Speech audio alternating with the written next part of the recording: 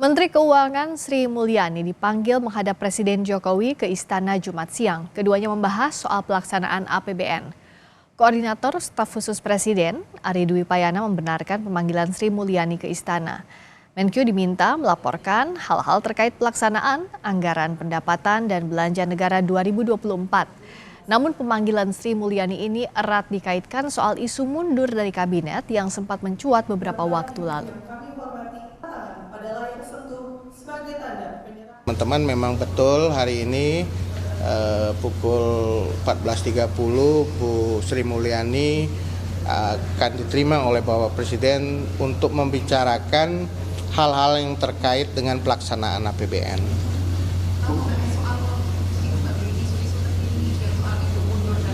Oh enggak, kita bicara soal APBN. Lebih lengkap soal pemanggilan Menteri Keuangan Sri Mulyani ke Istana, kita terhubung dengan jurnalis Kompas TV Triksi Valencia langsung dari Istana Kepresidenan Jakarta. Triksi, tadi Ari Dwi Payana, Koordinator Staf Khusus Presiden, bilang bahwa Menkyu dipanggil membahas soal APBN. Apakah ini terkait bansos spesifiknya? Lalu apakah juga dibahas soal ketidaknyamanan menteri di kabinet jelang pemilu ini?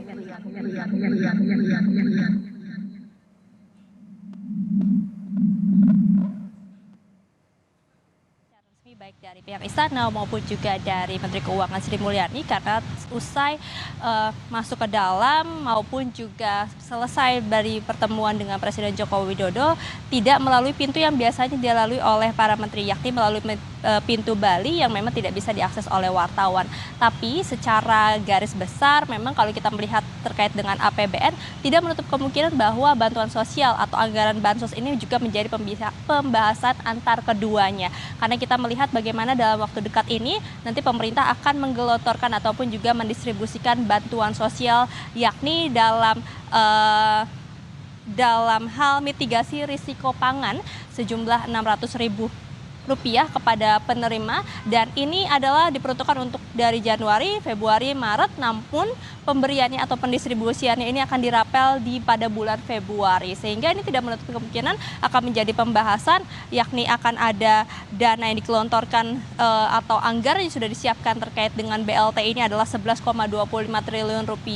Apakah ini juga kemudian sudah masuk dalam APBN yang sudah ditetapkan bersama-sama pada tahun 2023, yakni dalam anggaran perlindungan sosial 2024 Rp496,8 triliun terkait dengan perhitungannya apakah ini penambahan ataupun juga mengambil dari APBN tersebut. Ini tidak menutup kemungkinan menjadi pembahasan antar keduanya, Friska dan juga saudara, termasuk juga bantuan sosial atau BLT yang juga nanti akan diserahkan pada bulan Februari ini kepada masyarakat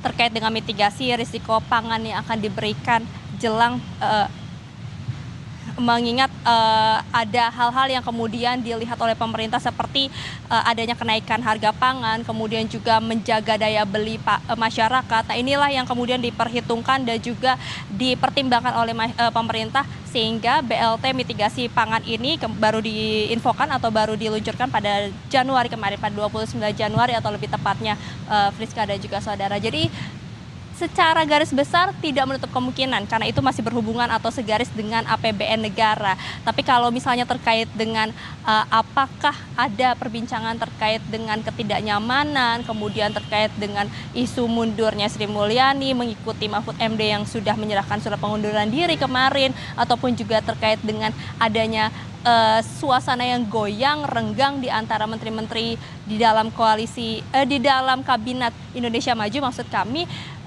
Tadi disampaikan oleh Ari Dwi Payana selaku Staf Khusus Presiden bahwa yang disampaikan ataupun juga yang dibahas adalah hanya terkait dengan APBN. Tidak ada perbincangan terkait dengan mundur ataupun juga isu santer yang mengatakan bahwa akan ada pemberian surat pengunduran diri dari Sri Mulyani dalam pertemuannya tadi, Friska dan juga saudara. Tapi kalau misalnya kita melihat juga dari keterangan Ari Dwi Payana yang menegaskan kembali apa yang disampaikan oleh Presiden Joko Widodo bahwa kabinetnya atau menteri-menterinya ini tetap solid, tetap bekerja secara profesional, termasuk juga tadi yang disampaikan disampaikan oleh Menteri Investasi Bahlil yang kami temui usai bertemu atau usai rapat dengan Presiden Joko Widodo, yang mengatakan bahwa masih nyaman, masih bekerja secara profesional ketika bekerja bersama-sama dengan partai koalisi lain di dalam kabinet Joko Widodo. Jadi itu setidaknya yang ditegaskan Friska dan juga saudara terkait dengan isu renggang ataupun juga goyangnya menteri-menteri di dalam kabinet Indonesia Maju Presiden Joko Widodo saat ini. Kita tahu saja teka-teki soliditas kabinet ini terus jadi perhatian, terutama jelang pemilu 2024. Terima kasih Triksi Valencia langsung dari Istana Kepresidenan Jakarta.